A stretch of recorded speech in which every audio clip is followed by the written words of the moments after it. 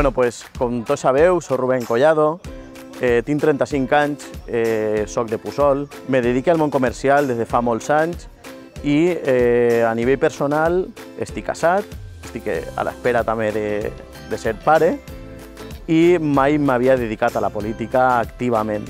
Sempre m'he manejat per uns camps més socials.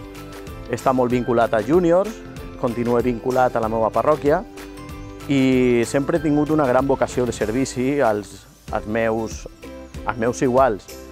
I he vist en la política una possibilitat molt bona de continuar fent aquesta llavor de servici que he vist que en la política actual és algo que s'ha perdut.